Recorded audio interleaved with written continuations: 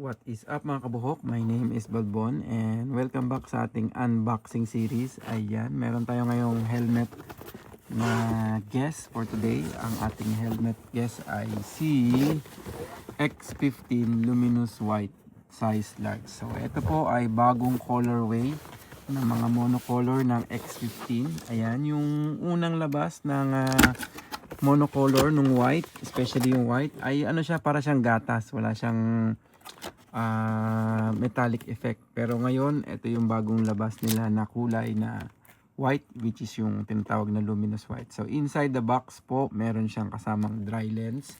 Ito po yung anti-fog ng Shoei. Ayan. Tapos, syempre dahil X15 may kasamang styrofoam. Inside the box, yun yung mga manual at iba pang accessories, breath deflector, chin cover, isa pang chin sa baba na cover. So yun yung mga pasunod ni Shoei dito sa X15. So yan, ating check out ang bagong kulay ng kulay white.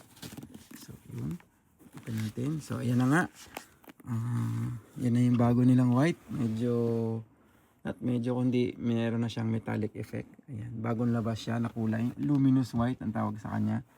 So para siyang pearl, ayan oh, nagkakaroon ng metallic effect. Ayan, napakaganda. So yung kanyang sticker, yung kanyang logo ay sticker lang. So pwede matanggal, pwedeng palitan. Wala namang pinagkaiba. Pero milalabas kasing X15-2. Hindi pa pala sa sa mga bandang mid-year pa yon. Kasi dahil yung X15-2 ay magiging FIM2. Yan, ito kasi ay FIM rated. Yan, ito meron siya ditong meron siya ditong QR codes. Yon. Yan, tapos check natin kung ano yung date code niya. Ang date code nito ay 2606 ay mali wala. 260316. So this is March 16, 2026. Ayan, bagong-bago. Ayan. So ito po ay alam naman natin to, X15 isang flagship ng Shoei sa mga racing helmet. So yan, mga ginagamit ng mga champion. May kasamang red lens. Ayan, ito. Bumili tayo sa ating boss kasi yun ang request niya, size large.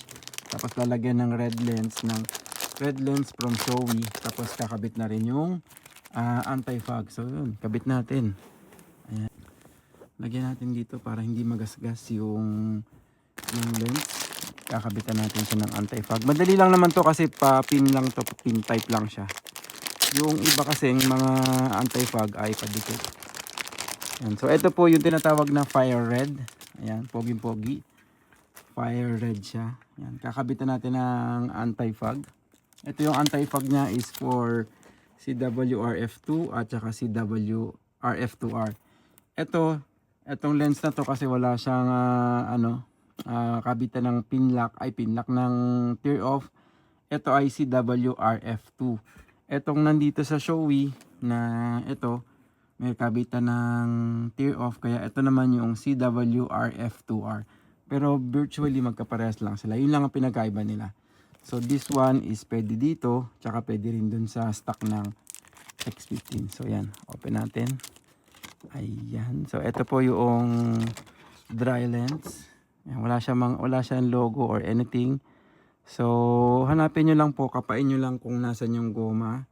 Yung goma, yun yung hahalik dito sa harapan ng helmet. Ayan. So pagkakabit nito, pwede mo naman yan i-flatten. Hindi naman yan masya-shatter. Shatterproof na yan. Ang ginagawa ko kasi pag nagkakabit ako ng anti-fog, so yan, kabit natin. Unahin mo natin yung isang side. Ayan, pag nakabit nyo na yung isang side, iporma nyo lang na ganyan. Tapos tsaka nyo i-flatten. Ayan, flatten nyo dito. Ayan. So yun, ayusin nyo lang siya.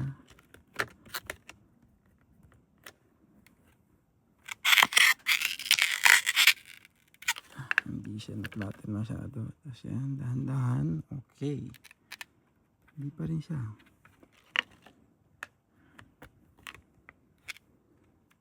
Yun. Sakto na. Ayos na siya. Check nyo kung merong kung merong mga seal na nakabukas. Ba't para nakabukas dito?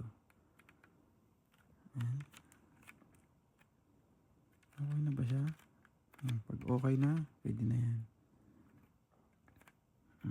Tatanggalin na lang tong yun. Kabit natin yung kanilang bagong lens. So dito sa X15, ang pagtatanggal niyan ay kailangan mong i-open yung lid. Open mo yung lid, tapos ito, ang part na to ay yan, baba nyo. Pero ako kasi ang ginagawa ko dyan, binababa ko to. Binababa ko to, tapos hinahatak ko to dito. Tapos mapi-pre up yung part na to. So yun, ganun din sa kabila. Hatak, hatak, tanggal. Ayan, tanggal na siya. Tapos pagpabalik naman, baliktad, mauna ako dun sa taas. Tapos susunod yun dito. Kapain nyo lang. Ayan, kapa. Tapos yun, pasok.